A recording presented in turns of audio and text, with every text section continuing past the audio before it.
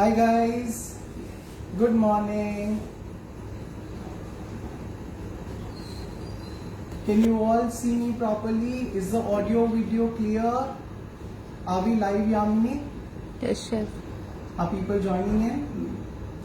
Okay, we'll wait for some time, let people join in. Yeah.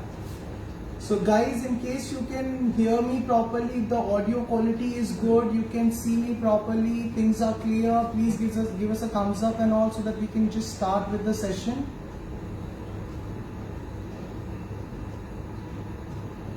Hi guys.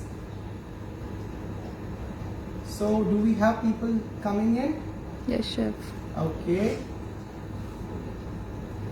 So guys, I'm back again this Saturday with another recipe. So first of all, a big thank you to all those who joined us last week also, and a lot of you attempted the vanilla kipfel cookies. I'm so glad you enjoyed the recipe, you were with us, and a lot of you even attempted making it and made such wonderful cookies. You tagged us. Thank you so much for all the love and overwhelming response that you gave to the previous session.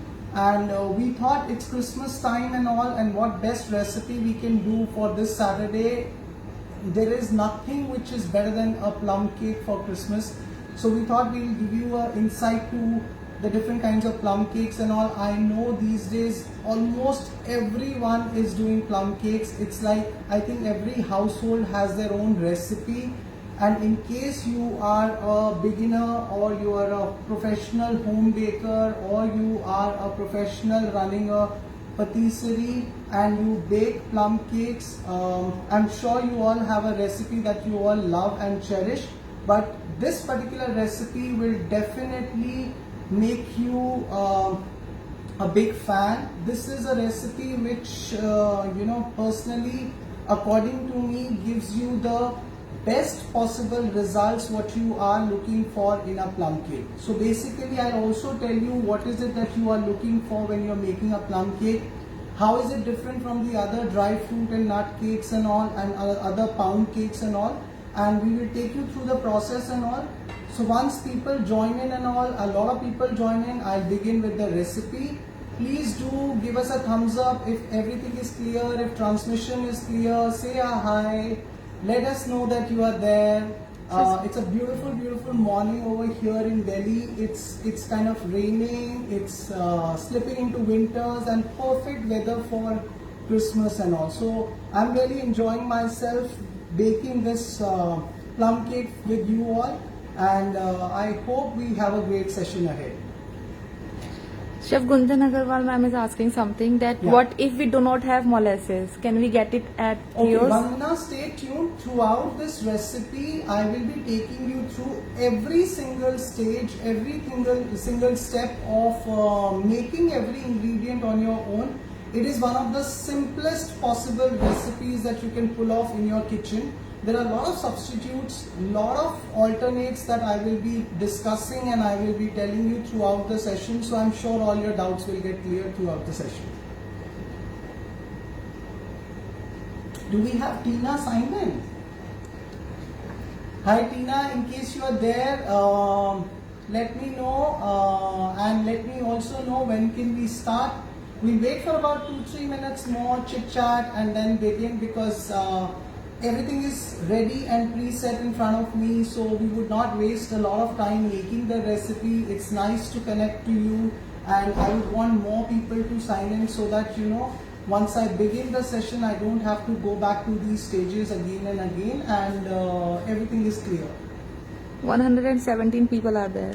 Oh, so we have good number of people already signed in. Thank you so much guys for taking out time on a Saturday, joining us this early in the morning, and I look forward to giving you out the best I can, and I'm sure you all will enjoy this session. Before we begin the session, let me first thank Tina especially for organizing this. It's an amazing initiative that she has, and Incredible India Cake Magazine community page is something which is doing very good work in this direction. A lot of people are a part of this particular group. Seasoned bakers, professional bakers, home bakers, beginners, everyone is a part of this particular group, and I am thoroughly enjoying myself. Thank you, Tina, for having me over for the month of December, wherein I can showcase the best of Christmas speciality to each one of you, and I'm really excited about today's session. So before we actually begin today's session, let me actually tell you a little bit about baking first of all. So my first professional tip to all those people who want to bake, who have this whole passion and desire in them to make but fear baking, because when you're on a gas, you feel that things are much more in your control. You can play with it and all. But when you are baking, probably beyond a point, things go into the oven and then things are not much in your control. So that's the big barrier to a lot of people who want to attempt baking but are scared. So first of all, guys, if you're following professionals, if you're following our recipes and all, please try to follow our recipes to the T first of all, because baking, unlike cooking, requires specific ingredients, and it also requires specific temperature, specific procedures to make them. So everything in baking is a lot to do with the baking sciences. So make sure that you are a little disciplined when you are baking and you don't really play too much here and there. Once you get the hang of baking, then you can start playing on your own. But before that, try to follow the recipe to the T in case you are looking for perfect results, and we guarantee that you will get perfect results. So, shall we begin? Chef Bhavna Bhagchandani ma'am is asking that is this recipe an eggless recipe? Yes.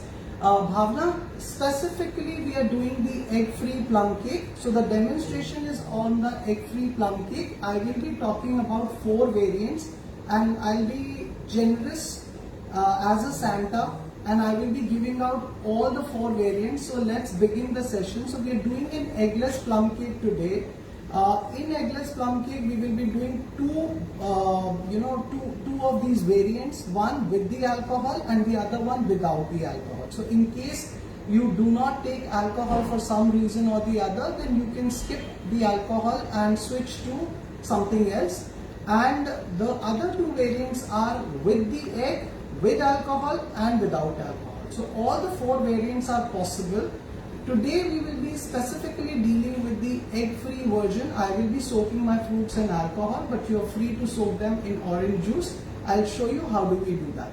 So let's, without wasting any more time, let's just get into the recipe, and throughout the recipe we will take you through every stage. So if you have questions in between, you can keep putting them up. And Yamini on the camera and Lalita on my side will be helping us today for a smooth session. Hope you have a good time with us. So let's begin. What you see in front of you, we have put these plum cakes to entice you, to excite you, to be there throughout this session. So we have the ready plum cakes in different sizes and all. I have also cut a slice and kept it over here because I want to show you the inside of the plum cake, how the texture should be, and how fruit should be there, how you should be able to cut a neat slice and all. So all these factors are important for a good plum cake. Let's begin with the molasses first. So we will take the recipe from my left to right. I always like working that way. So this is our recipe table. It's a bigger table that we have set up because the recipe has a lot of ingredients. We are starting from the left. That's not get molasses, or if you find molasses to be very expensive, you can make your own molasses using jaggery and sugar. We will be using a bit of water in that. So this is what you will be getting at the end of it, a thick molasses, in-house homemade molasses. So that's the first part that we will be doing. For the second part, we have the soaked fruits over here. These are the fruits that we soaked a couple of weeks back. You guys, those who are following me, must have seen we did a massive 1500 kilos of fruit soaking about 2 to 3 weeks back. So these are the same fruits. They have matured now, and they have soaked in all the liquor and have actually become juicier and plump. So these are the fruits that we have in front of us. The fruits are also in different segments. That's how I like to work. So we have got raisins, which are the main component of our fruit soaking and all. Then we have the berries, the cranberry, dried blueberry and the currants. Then we have the peels, orange peel, lemon peel and glacé cherries. We have tutti frutti, which will add the bulk. In case you don't want to add it, you can skip it completely, but this gives a lot of sweetness. Lot of other ingredients will give you a lot of bitterness. So if you add tutti frutti, it will just balance it out.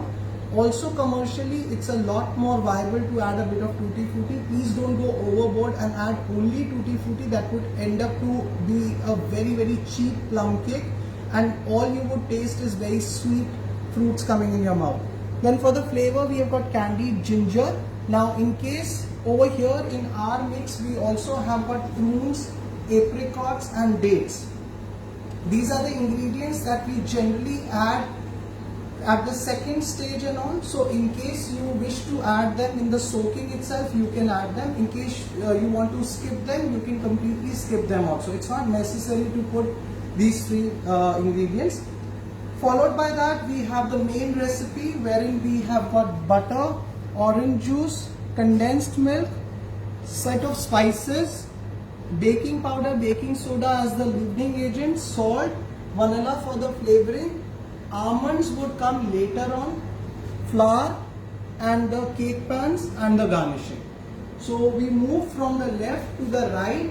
We begin from here and we finish on that side with the garnishing and all. Dry fruit and nuts are two different things, guys.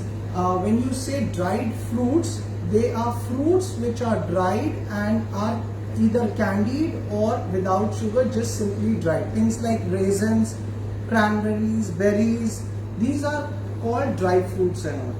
Lot of people refer nuts also as dry fruits, which is silly. I mean, you can't call almonds, cashew, pecans, macadamia, hazelnut.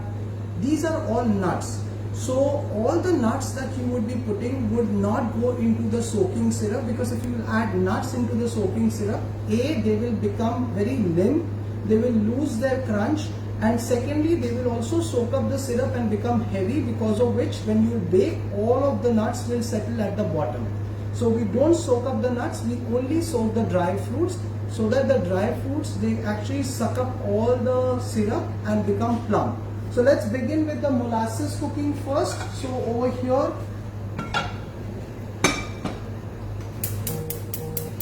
we're going to start with the molasses cooking. So we're going to start building up our caramel with the sugar. Later, infuse the flavor of jaggery into the molasses. You can only make it with sugar also, but I find that molasses to be absolutely nothing but only bitter. However, if you make it with the combination of sugar and jaggery, the flavor is a lot more similar to the actual molasses, and it's not that bitter. You can make it with completely jaggery also, but then you don't get that rich dark color. So how I'm balancing it is, equal parts of sugar and jaggery is absolutely fine. You need not be very precise with the precisions in this particular case. You can simply take like 2 tablespoons, 2 tablespoons, 4 tablespoons, 4 tablespoons. At the end of the recipe, we need a scaled amount of molasses. So you can make this in advance, you can store it in a jar. This has got an indefinite shelf life if you cook it well. So you can just begin with adding some of the sugar into a hot pan.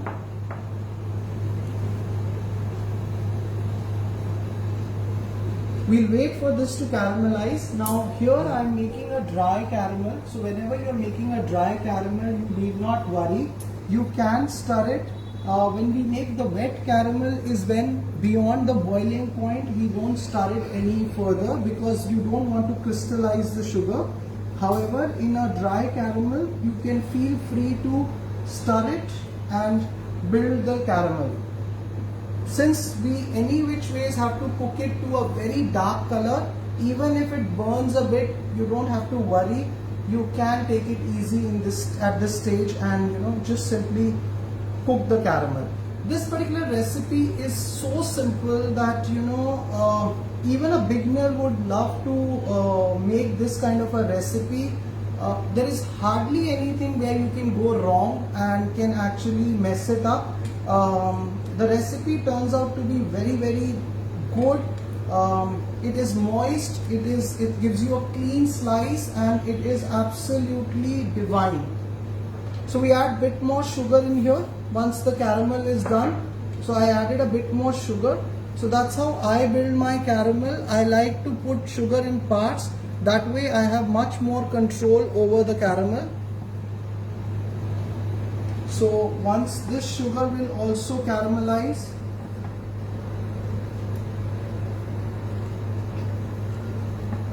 Now in between we will start adding in the jaggery, okay, bit by bit. So the amount of sugar that I added, similar amount of jaggery is what I would be adding in.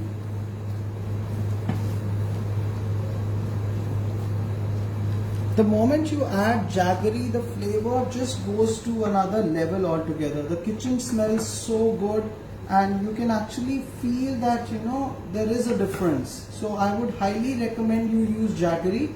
Instead of jaggery, you can also use something like a date sugar, palm sugar, if you do not get jaggery anywhere. So we let this cook.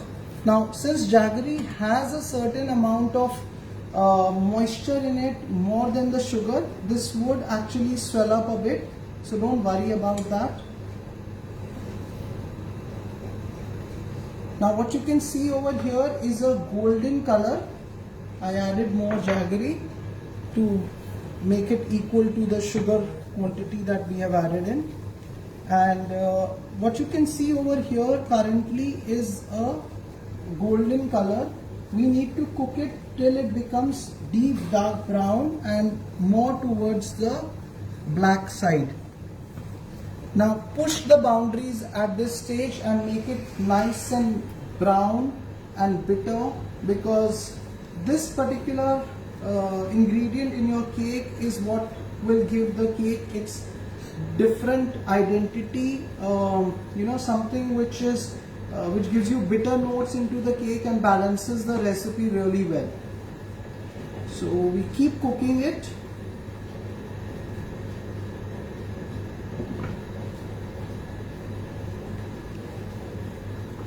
And we continue till we get a dark color.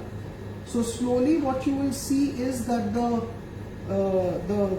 moisture in the jaggery will all evaporate, and the jaggery will also start to become a little transparent, just like sugar, and will start to caramelize.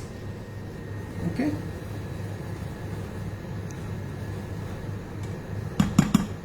Normally when we make, like guys, we are making huge batches of plum cakes and all. So when we bake or when we make molasses and all, we just leave it on the stove top and we don't stir it. We stir it occasionally in between because it's a very big quantity.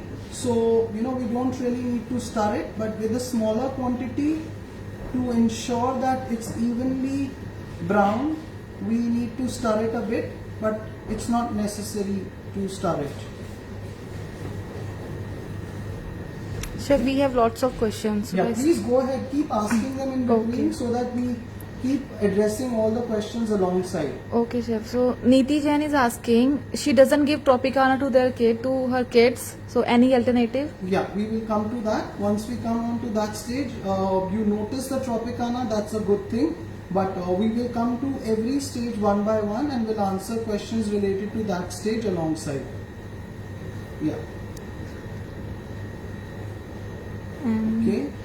And What else? Soumya Ram is asking, can we use freshly squeezed orange juice? What variety of orange, Mossambi or the orange color one? Yeah, sure. So we will come to that with the orange juice once we reach there. And Akansa Baranwal is asking, how many days before to soak the fruits? Yeah, we will again, I will be coming into that and we'll be talking about that. The moment we are done with the molasses, we move on to the second stage, which is the soaking of the fruits. And while soaking the fruits, I will talk about every single thing. Okay. And Sunita Sarma Bharadwaj is asking, can we use date syrup in place of molasses? Date syrup in place of molasses. See, date syrup, I really don't know when you talk about date syrup. if it is something which is similar to a molasses, because if it is deep dark and brown in color and doesn't taste very sweet, more towards a bitter caramel note, then definitely you can use it. But in case it's like something which is like just very sweet syrup, then no, you can't use it. Or you can just you may have to just caramelize that also. So you can see that the color is building up, it's going richer. So we have reached this stage where the color has actually become much darker, you all can see, but we need to go further, And Surbhi Sehgal is asking, please share measurements of everything. Yes, the recipe has been uploaded already onto the page. So Tina will help you with the recipe. It's already uploaded on the Incredible India Cake Magazine community Instagram as well as Facebook page. So guys, if you're following the page, you will get the recipe in the album section, which is for the Saturday recipes or Saturday live album. You'll get it there. And Soumya Ram again asking that some jaggery have mud in them, how to avoid while adding here? Try to buy good quality ingredients, guys. If you are buying jaggery, which is like a branded one, like a Dhampur or Trust and all, then I am assuming that all these things would be taken care of. So we are very particular when we buy the ingredients. Nothing which is not branded, not labeled, we don't buy those ingredients. So just be careful about that. Here you can see that it has now come on to this level. At this stage it's gonna bubble a lot, so just leave it, guys. Try to take a pan which is big enough and all, because this just boils over. Go onto a sink and leave it onto the side of the sink. We're gonna leave it like that because we want this to cool down a bit. Okay, be very careful at this stage. It just boils over and it's a lot of temperature. You don't want to hurt yourself. Always take a small quantity and a bigger bowl. Go next to a sink when you are doing this and be very careful. Okay, so you can see this is how it looks. It's kind of caramelized. Now we leave it to cool down for a little while before we add in water into it. Please do not add water while it is hot, because if you add water while it is hot, this would just simply bubble out. It will burst like a volcano. You don't want that to happen. Leave it on a cool surface. Yeah, see, it's boiling over. Okay, this is very hot, so don't even try to go close. I always do this next to a sink, because just in case if it is boiling over, I can put it down over there. This is one of the most dangerous things that you can actually be cooking in the kitchen. So be extremely careful. Take smaller quantities and do not rush it up. There is absolutely no problem. You will not burn it. Nothing's gonna get overcooked in here. So don't worry. Just kind of cook it to this stage and all, and then leave it to rest for some time. It's gonna on its own come down. Add little water and build it up into a thick syrup. So you need to cook it to a thick molasses like this one. Okay, so that's what your molasses is, and we're going to take it here and keep it here. So we come on to our next stage, which is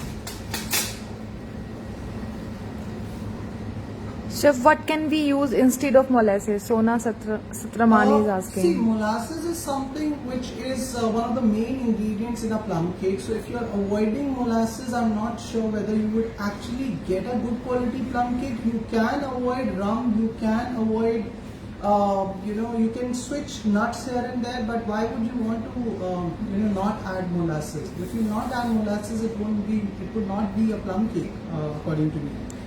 So we move on to the next stage. Let's clear this part of the recipe. Don't touch it right now. Leave it. Don't even go there. And just leave it like that. Okay. So we come on to the next stage, which is the soaking of the fruits. So the soaking of the fruits, first of all, that's the alcohol. This is rum and that's brandy. If you want to use any other alcohol, try to use alcohol which is at least 45% alcohol. Don't use things like beer, wine, or things which have got a lot of moisture content or water content and less of alcohol content, because the idea is to infuse the alcohol into the dry fruits. Because they have got sugars in them, the alcohol is really going to seep in and will make them plump. If you add too much of water, like things like beer or wine and all, your fruits will not soak up that much of liquor. On the contrary, the sugars from the fruit will come out and the fruits will become more chewy and dry also. So let's begin with the fruit soaking and all. Those who are making recipe with the alcohol will take this up. Those who are making it without the alcohol, try to use 100% Tetra Pak orange juice. It can be Tropicana, it can be real, it can be raw, it can be your favorite brand, it can be anything which is a Tetra Pak juice. Reason being, Tetra Pak juices are generally treated and are also kind of made in a certain way which protects them from the fungal infestation and bacterial infestation. So even if they do not carry preservatives, at least they have the UHT treatment done, which will give you more preservation in your soaking. So try avoid using freshly squeezed orange juice and all in case you want to bake commercially. In case you want to bake it for family, you are baking a small batch, you can definitely use freshly squeezed orange juice also. It is not true that if you will use freshly squeezed orange juice, the recipe will taste better or there will be a higher nutrient content. No, I don't think so, because the orange juice component is really small, so the nutrition wise or even the harmful effects of a particular Tetra Pak that you may not like would not be that big. So you can choose your favorite brand, or you can use something like raw, which is cold pressed orange juice, and feel free to use your favorite brand. So let's start with the fruit soaking over here. So we start with the raisins first. All the fruits have to be cleaned. When I say cleaned, means that you need to take a dry duster, put the fruits into them, and using a dry duster rub it and clean them. We do not wash them because we don't want to add more humidity into the fruits. That would spoil your fruit soaking. So we dry clean them. Make sure that the stems are removed. So these are the black raisins. These are the red raisins. Now I don't need to tell you that black raisins comes from black grapes, red raisins comes from red grapes, and these are the golden raisins which comes from the green grapes. So if you know the taste of all these three grapes, you would also appreciate the taste of the raisins that come out of these fruits. Similarly, their taste is similarly different. So we have the three kinds of raisins. This is my main ingredient. The whole fruit soaking is built on raisins. So if I am taking say one cup of raisins, to this I would add, if I am adding 3 cups of raisins, I would add 1 cup of tutti frutti for the bulk. Okay. So we're gonna add tutti frutti for the bulk. Guys, I would want to repeat the molasses thing, that the molasses is right now semi-finished. It is not fully finished. We still have to add water to it and we still have to cook it till it becomes like a thick glucose syrup kind of a consistency. So it's in the middle right now. It's resting over there till it cools down and we can add more water into it and cook it further. So we mix these ingredients. To this I would add cranberry as per your liking and as per your pocket. If you do not want to make it very expensive, use less of these. If you want to make it rich, you have a lot of money, go ahead, put it. Okay. Then we have some blueberries. dried. You have more money, put blueberries. Then we have some of these black currants. So these three ingredients that I have added, cranberry, blueberry and black currants, are as per your budget.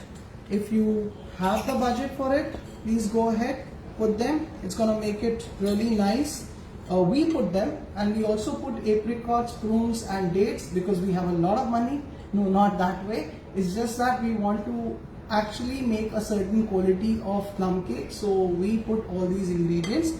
It totally depends upon your market and how you want to make it. The taste will not be different. It's just that the components will be a lot more, you'll get a lot more variety. To this we will add some of the orange peel. Now orange peel is basically an ingredient that will give you that zesty, citrusy, bitterness as well as tanginess. So put it as per your liking. Don't overpower it with orange and lemon peel because that will just take the balance off. Glacé cherries, these are very good. These are basically, your similar to your tutti frutti, only just in the shape of a cherry, so they look more beautiful. And of course the candied ginger. So we put the candied ginger. So what you see over here in this small little bowl that I can manage by myself, if you are doing, imagine if you are doing like a huge quantity, like say about 500, 600 kilos, or if you are doing about a 1500 kilos or a 3000 kilo of fruit mixing, it is just not possible to do it by yourself. So what you then do is you arrange a fruit soaking ceremony, wherein that's how the fruit soaking ceremony actually started, wherein a lot of people gather together. It's like the way we put pickles in India, something very similar. It's a community activity. A lot of people gather and then they do the fruit soaking. They enjoy this process, and at the end of the day your job is done. No one's tired, no one's exhausted, and everybody had fun. So we did this. Now to this we need to either soak it with orange juice or we need to soak it with alcohol.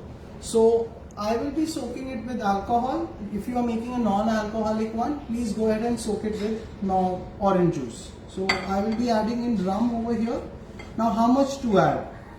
Well, depending upon what you are taking. So if you are taking like a glass jar and all, the idea is to put your liquor, wherein the fruit is all immersed in the liquor. So once you start seeing liquor floating on top of the fruit is when you stop. So that's the rule, because you definitely do not really measure. So can you see my fruits are just on top. There is a bit of a liquor which is there, and that's how we soak the fruits, and we will cling wrap them and we will leave them at room temperature. You do not have to refrigerate them in case you don't want to store it for beyond a month or 2 months. Generally with professional bakers and all, with us also, we also like to soak our fruits for at least about an year, if not the entire batch. Whatever we are left with in this particular batch, we carry it to the next year. So when you want to carry it to the next year is when you put it in the refrigerator. Otherwise, you just simply leave it on the kitchen countertop. The way you keep alcohol, similarly, all you need to do is you need to ensure that the fruits are always immersed in alcohol, the fruits are dried, and you use something which is a non-reactive material. It can be glass, it can be anything in porcelain, china, it can be even a non-reactive plastic container. If it is a food grade non-reactive plastic container, you can use that. So just cling wrap and leave it to soak up. Now minimum you need to soak this up for 1 day. It is best if you can soak this for about a week to 10 days, because that's the amount of time that it takes for the fruits to actually get raw flavor and become really plump. You do not have that much of time. Guys, we are in 2020. We have the technology in front of us. We can use technology and we can make these fruits ready really quick. How do you do that? You put a cling wrap over it and you tightly seal it up. Put it into the microwave. Please do not make any holes into the cling wrap because you don't want the alcohol to escape. Put this in a microwave in batches of about 30 seconds. Keep heating them for about 4 to 5 minutes and all. What will happen is that the microwaves will actually not only boil the alcohol but will also create a lot of that friction and agitation into the fruits, which will help the liquor seep into the fruits really quick. So if you're using the microwave technology and if you are doing it that way, you can get your fruits ready in about half an hour to 1 hour also. So we keep this ready. After a few days, what you will see is that all the liquor has gone in and your fruits will start to look something like this. Okay. Now, what you need to do is, when we fetch the fruits for the recipe out of this, we fetch the fruits in a strainer. We let the juices or the liquor or the excess liquor go down and we catch it separately. Because we want to keep a control and the balance of moisture in our recipe. If we just simply pick up the fruits like that, we may end up picking up a lot of juices or a lot of moisture, which will make our batter very runny and the end result will not be that great. So what you need to do is you need to put this in a strainer, let the juices run down, catch the juices in another bowl and have the fruits and the juices ready separately. You will see how we use them in the recipe when we build the recipe. So similarly, this can be done in an orange juice also. I will leave this aside. We need orange juice for the recipe also. So this part of these are the two things that you have to do in advance. One is molasses and the second one is the fruit soaking. Just one day in advance, if you do these two things, you can bake the cake next day. So I'm assuming if you do these things today, you can bake your cake tomorrow. If you do not have any of these, please don't feel restricted to not make this cake. You can still make this cake. You can actually, avoid one or two ingredients. The main essential ingredients is the raisins.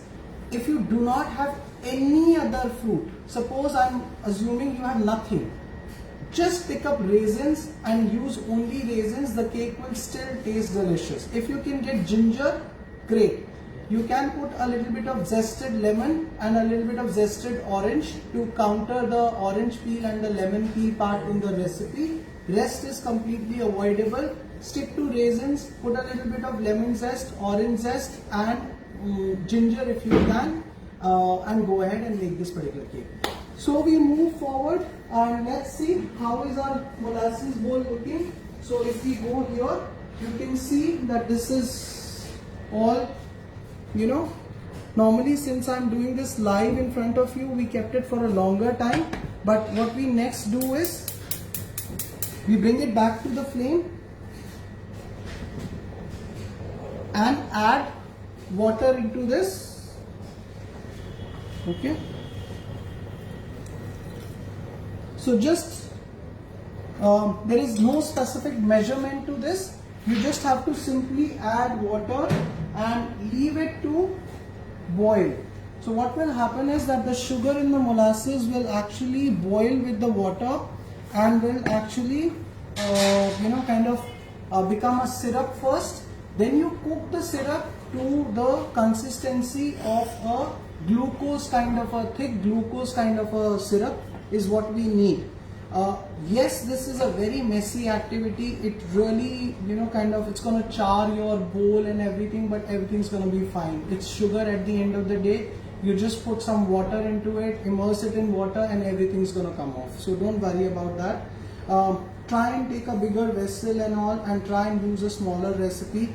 Even a small quantity of sugar will give you good quantity of molasses, so nothing to worry. For the time being, I will leave it aside. I have shown you how do you make it. We don't need to make the whole thing throughout this live because this takes time. It will boil over in about half an hour or so. So I'll leave this aside. and I come on to the recipe part. So for the recipe, we take a bigger size stock pot kind of a thing. Into the stock pot, we will be adding in orange juice. The recipe is uploaded in the on the page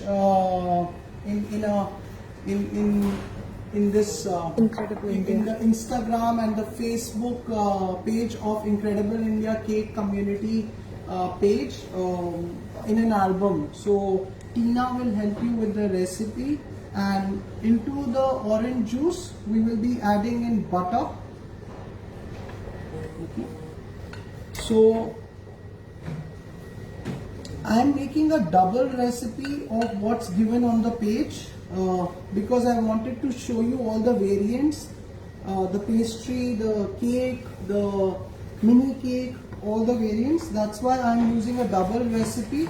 For your single recipe, the ingredients may not look this huge, so don't get confused that the ingredients that I'm using for the live, they look a lot, wherein in your recipe it's a smaller recipe.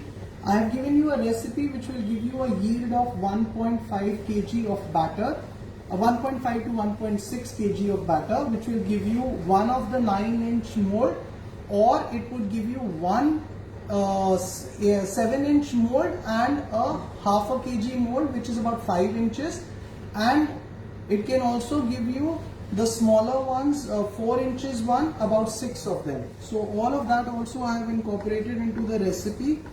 You can take it from there.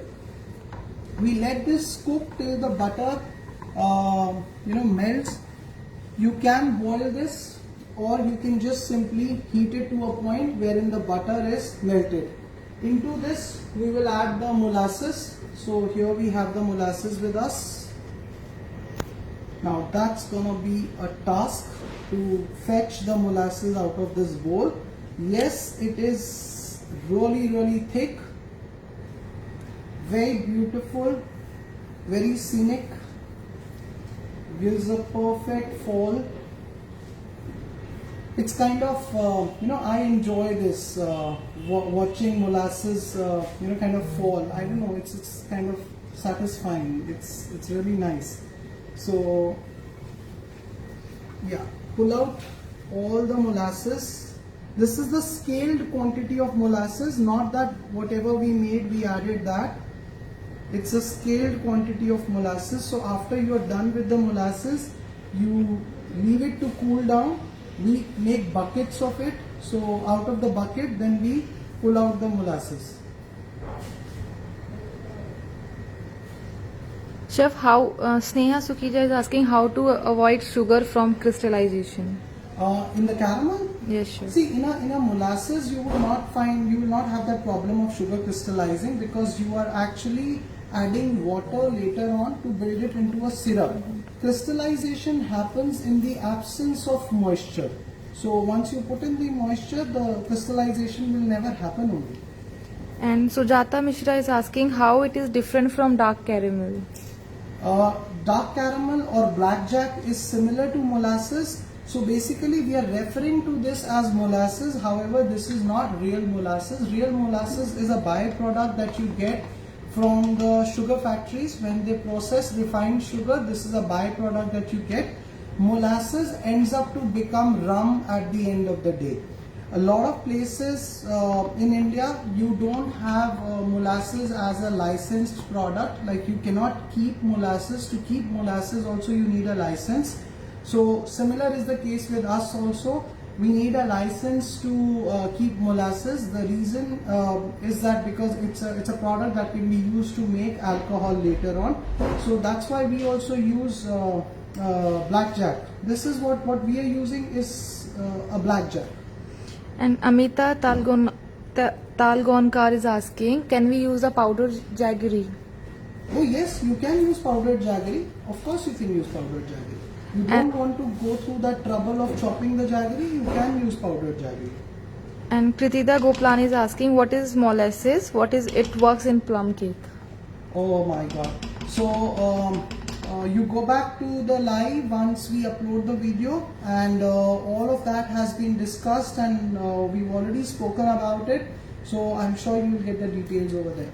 Surbhi Saigal is asking, does it taste bitter than caramel? Oh yes, it does. A lot bitter, and that's the idea. The idea is to infuse the sensation of bitterness into the recipe. So let me come back, clean my hands and come back.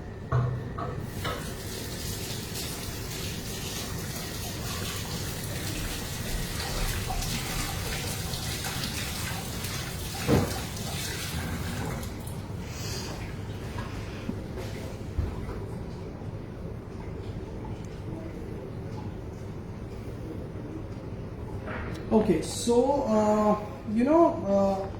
normally we think that only sweet, salty, sour are the flavors, but bitter is another flavor note which is very, very important. You would not enjoy a chocolate if it was not be bitter.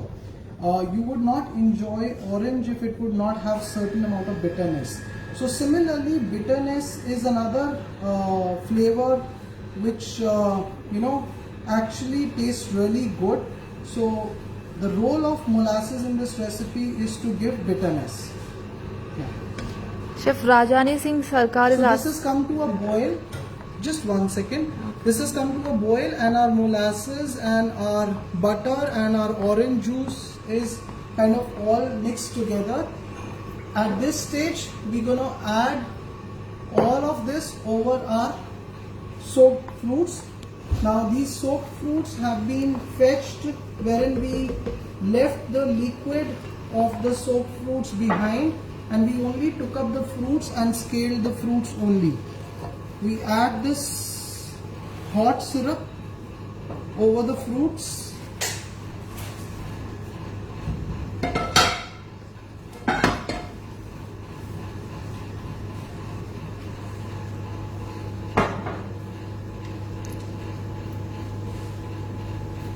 Make sure you don't leave anything behind, and get everything in the bowl. So we have the fruits soaked into the syrup. Okay, yeah. What was the question? Rajni Singh Sarkar is asking, which one tastes better, egg based or eggless? What's your opinion? That's been the biggest challenge for us. We wanted to make our eggless cake taste as good as the egg one, and that is what is the real challenge. Substituting eggs just for namesake or just so that you can create something eggless is not my idea of baking. My idea of baking is whenever I use a recipe for an egg-free recipe, if it is not 95 to 98% or sometimes even 99-100% similar to the egg one, I try and I stick to the egg. So this particular recipe is almost 100% as close to the egg one as it can be. In fact, it tastes better. So yeah. And Akansa Baranwal is asking, how many days before to make molasses to use in cake? Or you can make it much in advance, or you can make it the same day also. So you can, it's not that you have to make it many days in advance. At the same time, it's not that you have to make it the same day. So it's something like that. So we have these fruits which are mixed into the liquid. Now we let this cool down a bit. Before we move ahead, I know this can probably create a lot of confusion, but in case taking that risk, I would want to talk about in case you want to make the recipe with egg, let it cool down to a temperature wherein it is safe to add eggs into this without curdling the eggs, and you can skip the condensed milk and add 3 eggs into this particular recipe.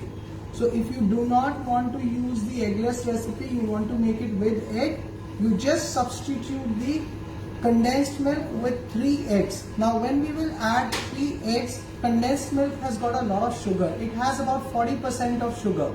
So since we are adding eggs which do not carry sugar, we will have to add 100 grams of brown sugar to this particular recipe. So I hope I mean it's absolutely simple to convert the recipe into the egg one. You just have to minus the condensed milk. You just have to add 100 grams of brown sugar while the mixture is boiling, and you can make the egg recipe also. So moving ahead, at this stage we're gonna be adding in our condensed milk into this, but this is a little warm, so I would leave it for 2 minutes, and in the meantime what we will do is we'll prepare the dry ingredients. So for the dry ingredients, let's come over here.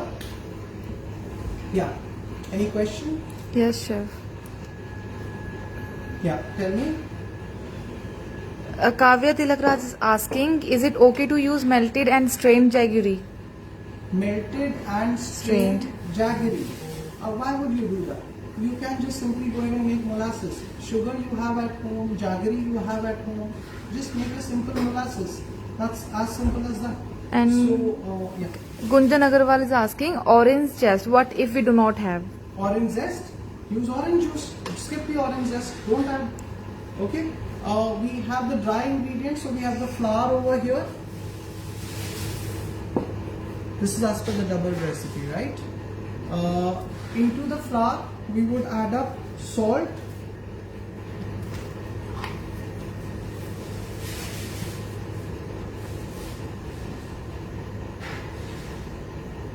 we'll add up baking powder,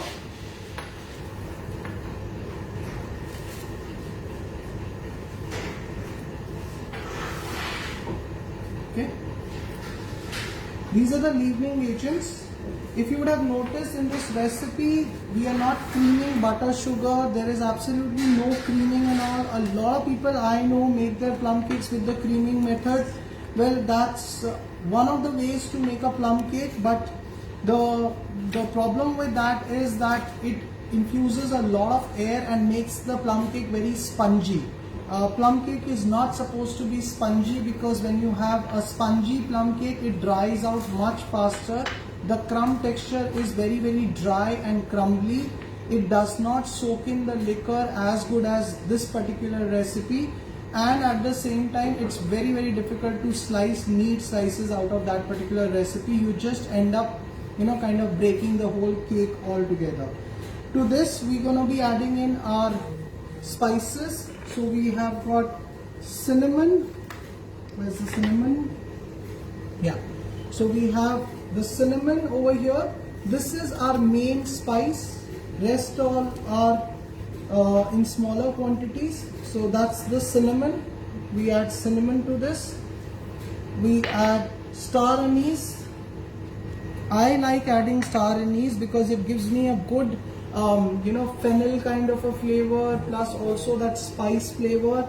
If you do not have star anise, you can skip it. That's perfectly fine. Clove.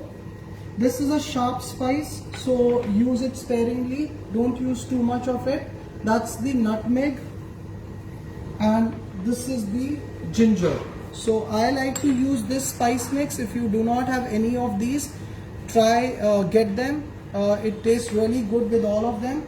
Otherwise you can change also. If you want to make the egg recipe, please do not add baking soda. Just stick to baking powder. In the egg one, you don't need baking soda. So we take this and we need to sieve all of this.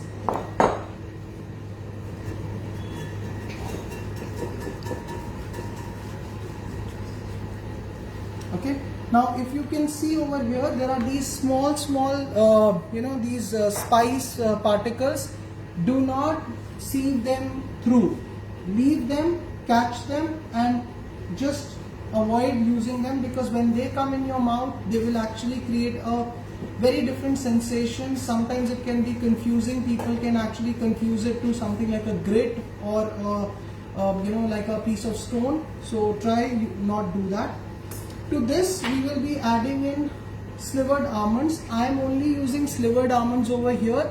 You want to use a combination of nuts, you can feel free to use chopped pecans, walnuts or cashews or hazelnuts, anything that you like. I am adding only walnuts because traditionally it's only walnuts. So Oh, so traditionally it's only almonds, so that's the reason I am using almonds. So this is, you need to thoroughly mix the almonds with the flour. Mixture over here. So this is one of the simplest possible recipe. You just make the molasses on your own, keep the kids away. Post molasses, just involve your kids in doing the batter mixing, the fruit mixing, and I think all of them will enjoy this process. This is the cake that even a 5-year-old can actually make. So it's that simple. To this, we're going to be adding in vanilla. Okay. You don't need to use a very expensive vanilla for this recipe. The role of vanilla in this recipe is only in the background. I know a lot of people, they use expensive fancy ingredients and they get this whole feeling of using good quality ingredients. Well, you need to be sensible and knowledgeable enough to know when to use that kind of price points and all. If it's an integral part of the recipe, then you would do that. If it's in the background, then I don't mind using essence at times. So here I'm using a vanilla essence. To this, I will be adding in condensed milk. So as per the recipe, we're going to be using in the condensed milk.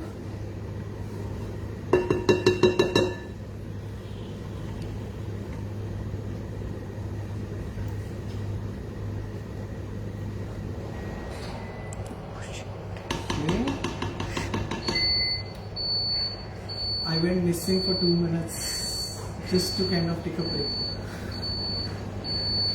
Chef Shweta Alfonso is asking, can we use orange essence? No. Guys, I don't use, yes, I did mention that we use vanilla essence over here, but that's the only essence that I use. I don't really use a lot of essences in my kitchen because I feel that none of them do justice to the natural flavor of the fruit. However, nowadays you still have very good brands and all like Fab and all, which are very close to the real fruit flavor. Osoro is another brand that I believe is doing very good work when it comes to flavoring. Sosa is very good with their flavoring. So in case you want to infuse that flavor, please go ahead, you can do that, no problem. And how to make orange peels at home? How to make orange peel that at home? Well, it is a process. So for that, I think I'll have to do another live because it's basically called orange confit or lemon confit. You can definitely make it at home, but it's a recipe. So it would be nice if we do it properly in a live session sometime later, because just verbally if I tell you, I'm not sure whether you'll be able to make it. So we mix up the condensed milk really well. You can see that the batter is already looking quite rich and dark in color, and it looks really nice. Okay, so to this we will be adding in all our dry ingredients at once. Okay, so please don't worry, don't hesitate that you will end up with lumps. Kuch nahi hoga, nothing will happen. Just feel free to add all the dry ingredients, and at this stage get your little one to put their hand into it and mix it. Everybody in the family can come and mix it if you're making a bigger batch, because you will definitely get tired at the end of mixing this if you're making a bigger batch. So I do every day since the last almost about 10 days. We are doing about 150 kilos of plum cake every day by hand. So yeah, so everybody in the team gets in to do this, and we at the end of the day divide our work. Okay, so as you can see, that the batter is looking good and everything is mixed in really well. Now initially when you see the batter will look a little runny like that, but the flour will actually soak up the moisture and the butter in the recipe will start to firm up, because of which the batter will start to thicken up in almost no time. So what I do is, so that is the reason why we kept the juices separately with us, because we need to control the amount of moisture that we add into the batter. If we add too much of moisture into the batter at initially itself, then it's very difficult to take it out. You can't take it out. So, but we can always add more. Looking at the strength of the batter, you can actually make out whether you need more moisture or no. At this stage, looking at the batter, I feel we need little bit more moisture. So I will add some moisture into the, can I get a spoon please?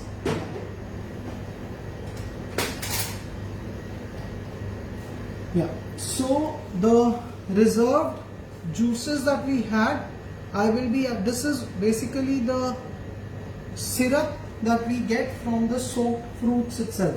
I'll be adding about 2-3 tablespoons, maybe 4, and we will see if it looks good. If we need more, then we add more.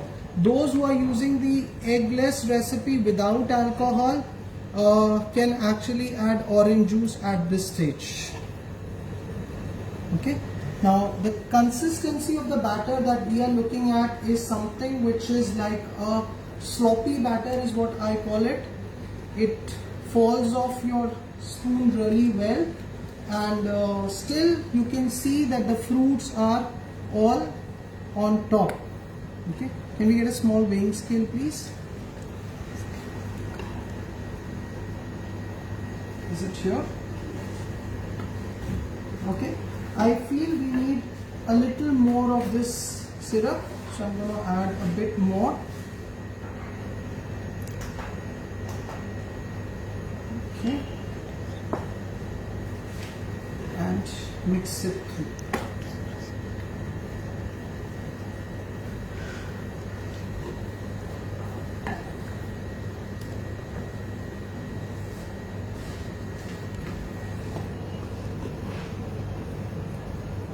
Okay.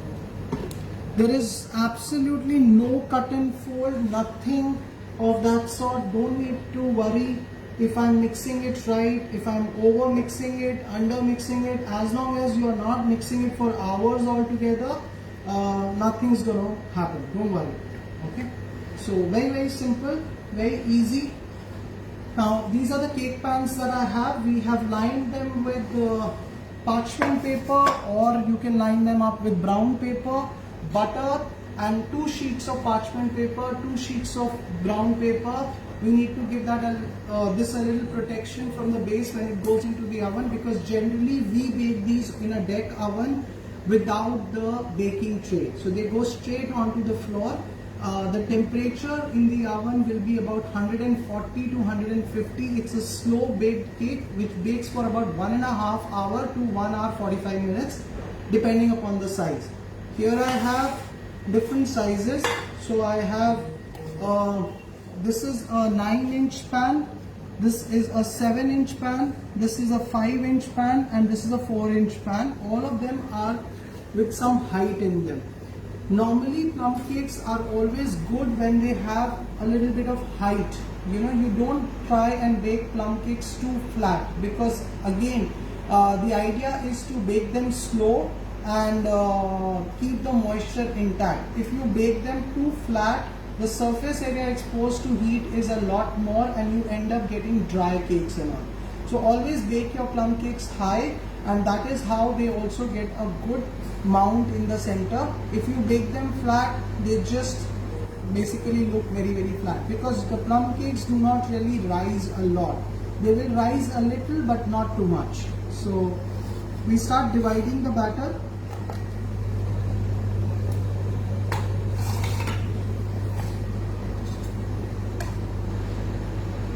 Chef Samreen Manzoor is asking, can we use candied pineapples, kiwi and mango as well?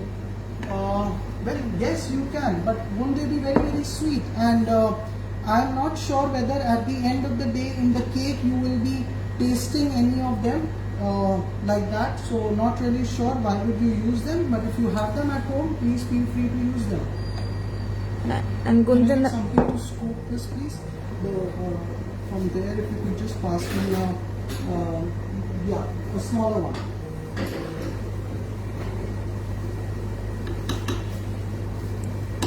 Chef Gunjan Agarwal is asking, how can we use leftover molasses? Oh, leftover molasses is something that you can use in making of your brown bread. Also, a lot of people do that. It is also something that you can use otherwise to flavor your ginger spice cakes or your banana cake. All of that you can do that. You don't have brown sugar, just simply use white sugar, caster sugar, and add a little bit of molasses to substitute brown sugar.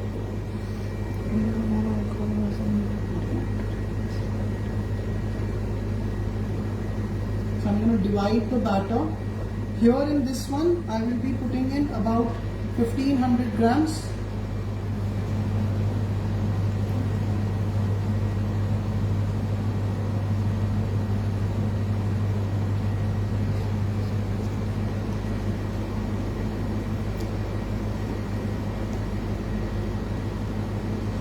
Chef Mausami Chatterjee is asking, when we soak the fruits in orange juice, do we strain it the same way as we did for alcohol soaked Yes, fruits? you do it the same way because the principle remains the same, that you want to control the amount of humidity in the recipe and you want to later add more humidity if needed, because the flour is different, the soaking of the fruits, timing and everything is different.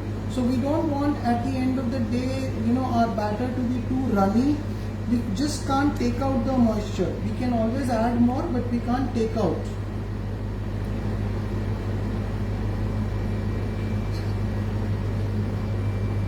Okay. So there we go. Chef That's Pooja 1 Botra, kg. okay, Pooja Botra is asking, can we use maple syrup? Maple syrup? No, I don't think so, because maple syrup, first of all, is very, very sweet. So it's going to just make your cake very sweet.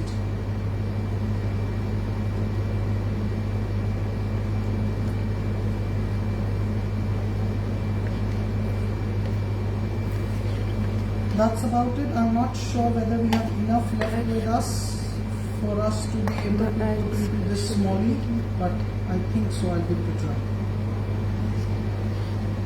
Okay.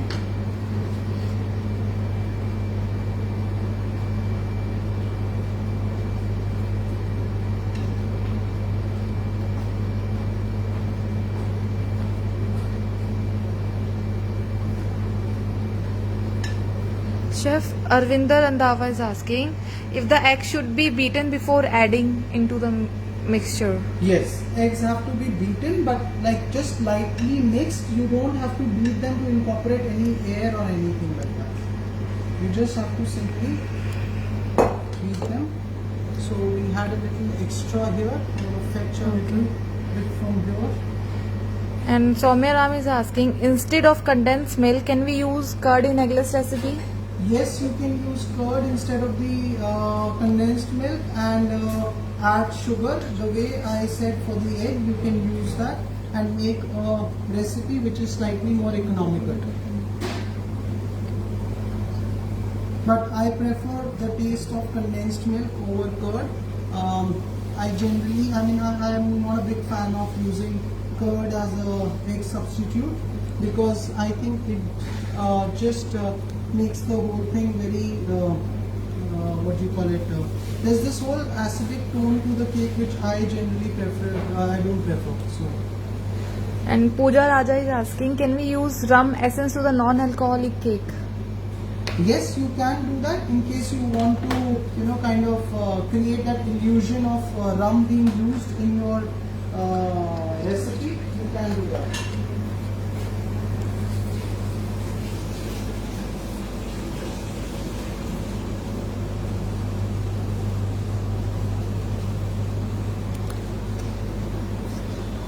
Thank you. Okay, so we have our cakes ready with us. just clear up. We will now garnish them. So I have some cranberries over here. What I do is I put a little bit of cranberry here.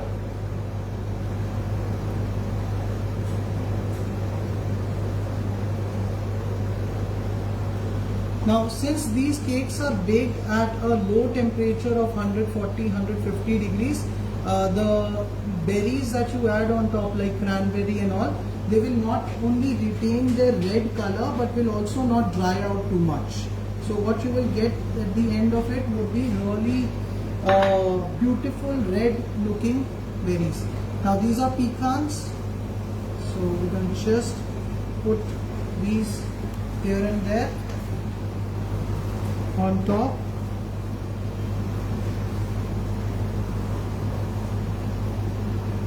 If you want, you can use any nut. For our own identification, we use different nuts for different versions. So for our one of the versions we use pecans, for one of the versions we use almond flakes, for one of the versions we use walnut, and for one of the versions we use cashew. So this is it. Now this will go into the oven at about 150 degrees for about 1.5 hours to, it can also take 1 hour 45 minutes. It can also take between 1 hour 15 minutes to 1 hour 45 minutes. The one which is the biggest one, this one will definitely take more than 1.5 hours. The one this size also takes about 1.5 hours. This one takes about 1.5 hours or 1 hour 15 minutes to 1.5 hours. This one comes out a little early, so this will be about 60 minutes and all. So you can plan your baking accordingly and bake all of them.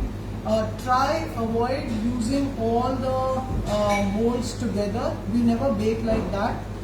One size always goes in one of the ovens, the other size goes in the other oven.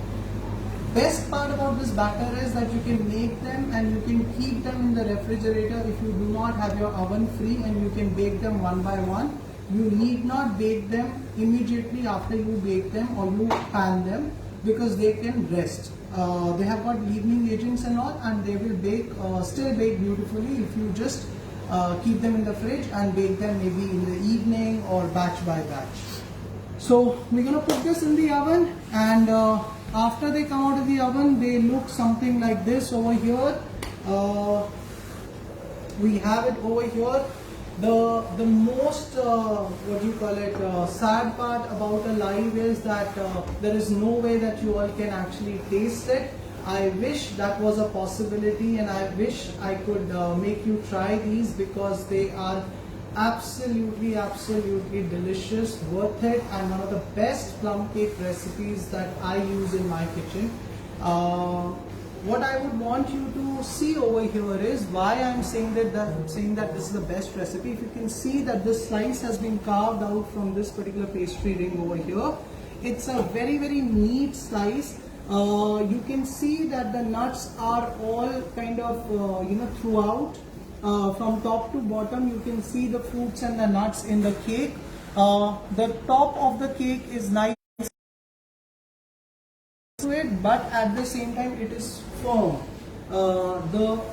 Once you take a bite of it, you will actually have the feeling of having soaked fruits along with the cake. The moisture content is very balanced, and it's a beautiful recipe. I hope you all give this a try very soon.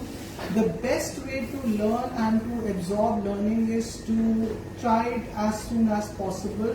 As a kid, when I started my baking journey, I used to be very excited after the class, and on my way back I used to pick up ingredients, I used to pick up molds, I used to pick up small little things and all, and I used to make it a point that the day I learn, I make that particular dish or that particular cake or that particular tart the same very day. And the recipe used to register with me for life.